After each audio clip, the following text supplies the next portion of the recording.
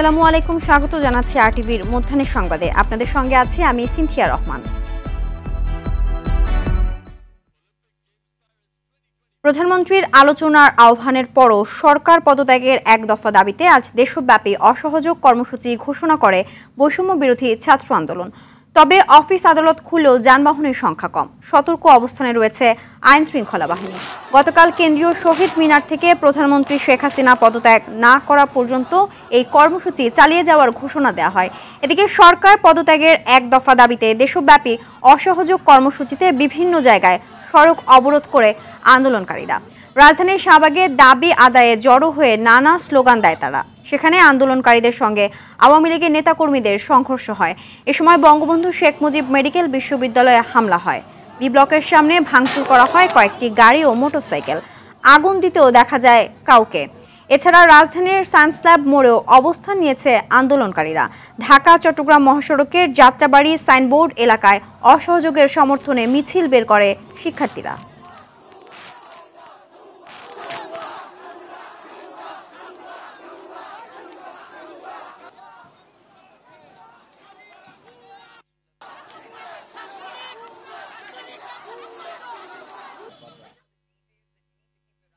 দর্শক, রাজধানীর বিভিন্ন স্থানে অসহযোগের সংবাদ সংগ্রহে এই মুহূর্তে শাহবাগে আছেন সহকর্মী সাকিবুর রহমান ও বাড্ডায় দীপ্তচন্দ্র পাল।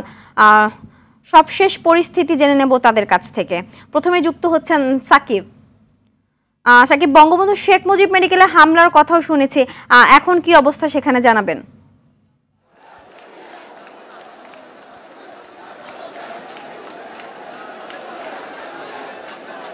সিনথিয়া, আসলে সকালে যে শিক্ষার্থীদের কর্মসূচি ছিল সেই কর্মসূচির অংশ হিসেবেই তারা কিন্তু শাহবাগে অবস্থান নিয়েছেন এবং আপনারা দেখতে পাচ্ছেন এখানে শিক্ষার্থী সহ সর্বস্তরের মানুষ এখানে অবস্থান নিয়েছেন। যে অসহযোগের ডাক দেওয়া হয়েছে সেই ডাকে তারা সাড়া দিয়ে মূলত এখানে অবস্থান নিয়েছেন এবং তারা বলছেন যে তাদের যে এক দফা দেওয়া হয়েছে সেই এক দফা যতক্ষণ না মেনে নেওয়া হবে ততক্ষণ তারা অবস্থান করতে চান, তাদের দাবি আদায় করে তারা ঘরে ফিরতে চান। এখানে কিন্তু ছাত্রলীগেরও কিছু অবস্থান ছিল, কিন্তু যখন শিক্ষার্থীরা এখানে চলে আসে তারা সেখান থেকে চলে যায় এবং পুরো শাহবাগ এলাকা কিন্তু এখন পুরো শিক্ষার্থীদের অবস্থান রয়েছে।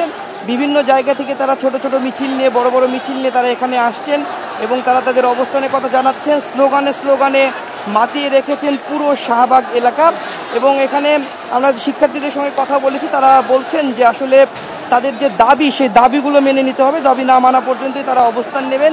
এবং এখানে কিন্তু আমরা দেখেছি যে বিভিন্ন প্ল্যাকার্ড নিয়ে তারা বিভিন্ন ধরনের স্লোগান তারা লিখেছেন এবং তাদের দাবির বিষয়গুলো তারা তুলে ধরছেন। পতাকা নিয়ে তারা অবস্থান নিয়েছেন এবং কিছুক্ষণ পরপরই কিন্তু আমরা দেখছি যে টিএসসি এলাকা থেকে এবং শহীদ মিনারের ওই অংশ থেকে ছাত্রদের মিছিল আসছে এবং তারা তাদের অবস্থানের কথা জানাচ্ছেন এবং বলা চলে যে পুরো শাহবাগই কিন্তু এখন পুরো শিক্ষার্থীদের অবস্থান রয়েছে পুরো শাহবাগ অঞ্চলে এবং তারা বলছেন যে তাদের দাবি না মানা পর্যন্ত তারা এখানে অবস্থান করতে চায়। তো এই ছিল আমার কাছে শাহবাগ থেকে সর্বশেষ। আরেক সহকর্মী দীপ্তচন্দ্র পাল রয়েছেন বাড্ডা এলাকায়। দীপ্ত, জানাবেন বাড্ডার কি পরিস্থিতি?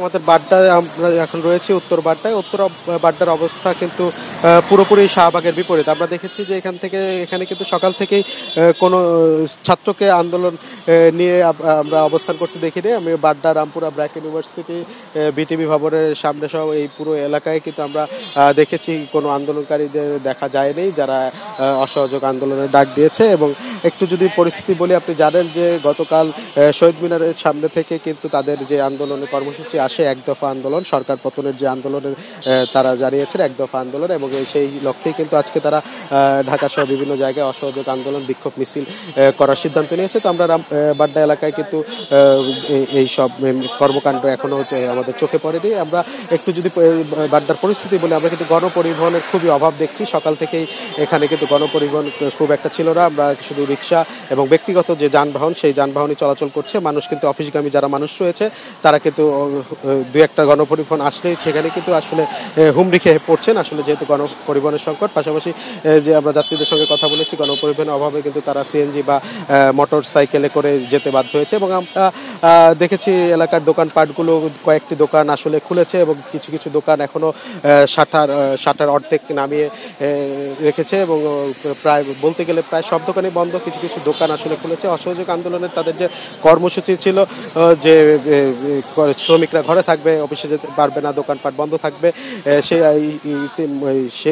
সে থেকেই মূলত আসলে মানুষের মনে ভীতি জন্মিয়েছে, এজন্যই বন্ধ রাখা হয়েছে। এবং আমরা দেখেছি বিভিন্ন পয়েন্টে গুরুত্বপূর্ণ পয়েন্টে আইনশৃঙ্খলা বাহিনীর জোরদার নিরাপত্তার ব্যবস্থা করেছে। আমরা বিটিবি সহ বিভিন্ন যে গুরুত্বপূর্ণ স্থাপনা সেনাবাহিনীর উপস্থিতি দেখেছি। তো বলা চলে এখন পর্যন্ত যে আন্দোলনের যে অবস্থা সেটি কিন্তু রামপুরা বা উত্তরায় এখনো দেখা মেলেনি। তো সিনথিয়া, এই ছিল আমার কাছে উত্তর বাড্ডা থেকে সবশেষ তথ্য। সিনথিয়া, আপনাদের দুজনকে ধন্যবাদ। সারা দেশের বৈষম্য বিরোধী ছাত্র আন্দোলনের অসহযোগ কর্মসূচিতে মুন্সিগঞ্জে আওয়ামী লীগের নেতাকর্মীদের সাথে সংঘর্ষ হয়েছে। এ সময় টিয়ারশেল ছোড়ে পুলিশ। এ ঘটনায় 2 জন নিহত এবং শতাধিক মানুষ আহত হয়েছে। নিহতদের একজন অটো চালক ও অন্যজন ফার্নিচারের শ্রমিক বলে নিশ্চিত করেছেন মুন্সিগঞ্জের পুলিশ সুপার। সকাল 10টার দিকে শহরের সুপার মার্কেট ও কৃষি ব্যাংক এলাকায় এই সংঘর্ষের ঘটনা ঘটে। এদিকে সিরাজগঞ্জে বিক্ষোভকারীদের সঙ্গে পুলিশের সংঘর্ষ হয়। এতে সাংবাদিক সহ 20 জন আহত হয়েছে। ভাঙচুর করা হয়েছে সরকারি বেসরকারি স্থাপনা ও যানবাহন। হামলা চালানো হয়েছে জেলা জজ আদালতে। ঝালকাঠি শহরের সরকারি উচ্চ বিদ্যালয়ের সামনে বিক্ষোভ করছে শিক্ষার্থীরা।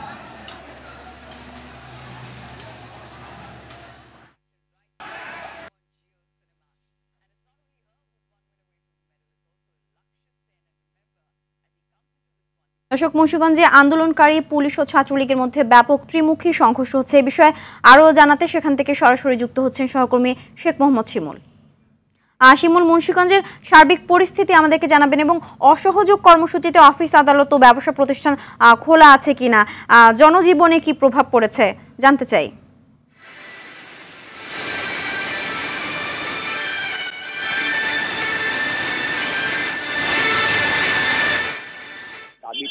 মুন্সিগঞ্জ চত্বরে দিকে সামনে যখন দাঁড়িয়েছিলেন তখনই কিন্তু আওয়ামী লীগের অঙ্গ সংগঠন নেতাকর্মী তাদের উপরে ওই হামলা চালায়। পরপরই কিন্তু এই দুই পক্ষের মধ্যে ধাওয়া পাল্টা শুরু হয় পুলিশ সহ। এখানে প্রায় আপনার এই মুহূর্তে আমি যদি আপনাকে দেখাতে চাই, দেখবেন আপনার পিছনে এক ধরনের রণক্ষেত্র চলছে। কারণ হচ্ছিল এ পর্যন্ত 2 জনের মতো নিহতের ঘটনা আমরা পেয়েছি এবং এই 2 জনই হাসপাতালে রয়েছেন এবং আমাদেরকে এই নিহতের বিষয়ে নিশ্চিত করেছে পুলিশ সুপার। তবে আপনি বলে রাখি, এই 2 জনই নাকি আপনার বিদ্ধ হয়ে মারা গেছে। তবে এই পুলিশ বলছে যে পুলিশ আপনার গুলি ছুটছে না, কিন্তু এখানে যে টিয়ার গ্যাস সহ বিভিন্ন সাউন্ড গ্রেড নানান ভাবে কিন্তু আপনার এখানে আপনার আওয়ামী লীগের নেতাকর্মী এবং পুলিশ সহ ত্রিমুখী যে এক ধরনের সংঘর্ষ চলছে এখানে মানে একেবারে দাঁড়ানোর মতো অবস্থা না। আমাদের সাংবাদিকদের মধ্যেও কিন্তু 2 জন আহত হয়েছে। আপনার যে ট্রাইব্যুনালে যে প্রতিনিধি রয়েছে সে সহ আপনার আহত হয়েছে এবং এছাড়াও গুলিবিদ্ধ হয়ে প্রায় শতাধিক কিন্তু আহত রয়েছে। এই আহতদের মধ্যে গুলিবিদ্ধ আছে।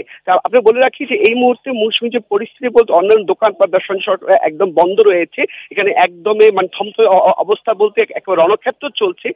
এই 10টা থেকে এই পর্যন্ত কিন্তু একেবারে এই ধরনের সংঘর্ষ কিন্তু চলমান রয়েছে। পর্যায়ক্রমে যে থেমে কিন্তু বৃদ্ধি পাচ্ছে এবং ছাত্ররাও কিন্তু আপনার বলতে হচ্ছিল আন্দোলনকারীরা কিন্তু তাদের যে দাবি নিয়ে কিন্তু এগুচ্ছে এবং এই ত্রিমুখী যে আপনার মোকাবেলা এবং একে অপরের প্রতি যে আপনার অবস্থায় এখানে আপনার টিয়ার সেল সহ নানাভাবে কিন্তু মানে কি সাধারণ যারা রয়েছেন তারা কিন্তু একটা দুর্ভোগের মধ্যে পড়েছেন।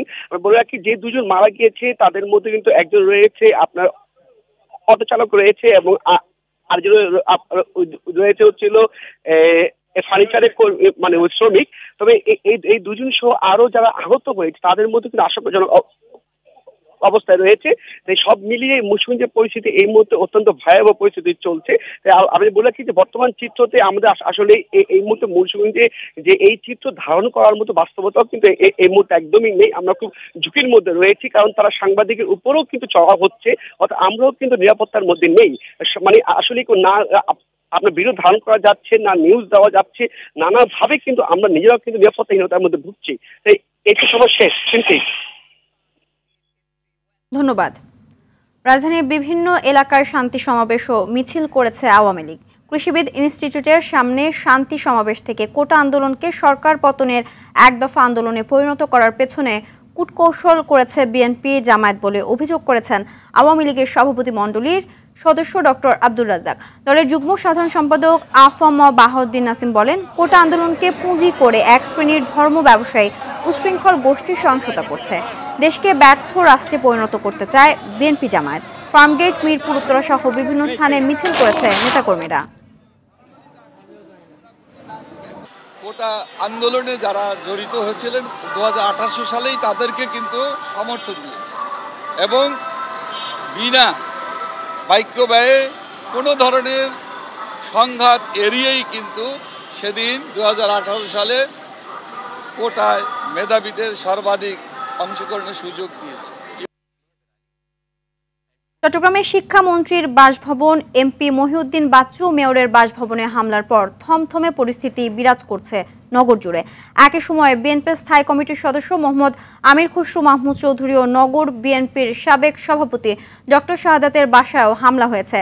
বহদ্দারহাটে পুলিশের সঙ্গে সংঘর্ষের ঘটনায় গুলিবিদ্ধ 8 জনকে চট্টগ্রাম মেডিকেল কলেজ হাসপাতাল থেকে ছিনিয়ে নিয়ে গেছে দুর্বৃত্তরা। এক কনস্টেবলকে তুলে নিয়ে ছিনিয়ে নেয় ওয়াকিটকি ও মোবাইল। পরে আবার ওই কনস্টেবলকে ছেড়ে দেওয়া হয়েছে। একই সময়ে চট্টগ্রাম সিটি কর্পোরেশনের মেয়রের বাসভবনে হামলার সময় গুলিবিদ্ধ এক যুবক নিহত হয়েছে। এসব ঘটনায় এখনো পর্যন্ত চট্টগ্রামে কোনো মামলা হয়নি।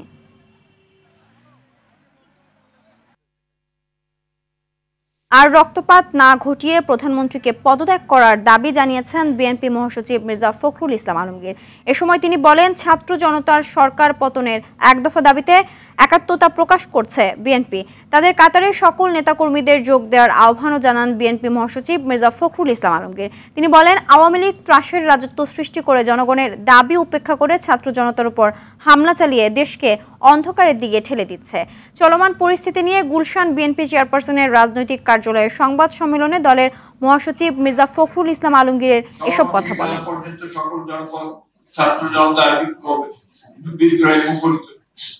সমগ্র দেশের গণতান্ত্রিক মানুষ, সুশীল সমাজ, শিক্ষক, অভিভাবক, সাংবাদিক, আইনজীবী, লেখক, শিল্পী, সাহিত্যিক, শ্রমজীবী মানুষ সহ ধর্ম, বর্ণ, দল, মত নির্বিশেষে সকল শ্রেণী পেশার মানুষ স্বৈরাচারী সরকারের বিরুদ্ধে ছাত্র জনতার আন্দোলনে সমর্থন দিয়ে সামিল হয়ে গণজাগরণের সৃষ্টি করেছে। দমন করতে সরকার হত্যা, গুম, দমন, নিপীড়নের তীব্রতা চালিয়ে ফ্যাসিবাদী কর্তৃত্ববাদী শাসন কায়েম করার চেষ্টা করেছে। দেশব্যাপী বিক্ষোভের মধ্যে আজ নিরাপত্তা বিষয়ক জাতীয় কমিটি বৈঠকে বসেছে। গণভবনে সকাল 11:30টায় প্রধানমন্ত্রী শেখ হাসিনার সভাপতিত্বে বৈঠক শুরু হয়েছে। সরকারের বর্তমান মেয়াদে এটি হবে জাতীয় নিরাপত্তা সংক্রান্ত সর্বোচ্চ এই নীতি নির্ধারণী কর্তৃপক্ষের প্রথম বৈঠক। বৈঠকে স্বরাষ্ট্র, তথ্য, আইন, অর্থ, পররাষ্ট্র, পরিকল্পনা, শিল্প ও বাণিজ্য মন্ত্রী সহ 27 সদস্যের কমিটি সব সদস্য মন্ত্রিপরিষদ সচিব, প্রধানমন্ত্রীর কার্যালয়ের মুখ্য সচিব এবং সেনা, নৌ ও বিমান বাহিনীর প্রধান উপস্থিত আছে। এর আগে দ্বাদশ জাতীয় সংসদ নির্বাচনের আগে 2023 সালের 15 নভেম্বর এই কমিটি বৈঠকে বসেছিল। জাতীয় প্রতিরক্ষা নীতি 2018 অনুমোদনের পর 2019 সালের মার্চে নিরাপত্তা বিষয়ক জাতীয় কমিটি গঠিত হয়। আন্দোলনকারীদের ওপর গুলি ব্যবহার না করার নির্দেশনা চেয়ে রিট আবেদনটি হাইকোর্টের বেঞ্চে তোলা হয়েছে। রোববার বিচারপতি মোস্তফা জামান ইসলাম ও বিচারপতি এস.এম. মাসুদ হোসাইন দোলনের দ্বৈত বেঞ্চে শুনানি চলছে। গেল 29 জুলাই রিট আবেদন করেন সুপ্রিম কোর্টের 2 আইনজীবী মঞ্জুর আল মতিন ও আইনানুন্নাহার সিদ্দিকা। আইন সচিব, স্বরাষ্ট্র সচিব, জাতীয় মানবাধিকার কমিশনের চেয়ারম্যান, পুলিশের মহাপরিচালক, সেনা, নৌ ও বিমান বাহিনীর প্রধানকে বিবাদী করা হয়েছে রিটে। এর আগে বিচারপতি মাসুদ হোসাইন দোলন অসুস্থ থাকায় 2 দফায় এ রিটের শুনানি হয়নি।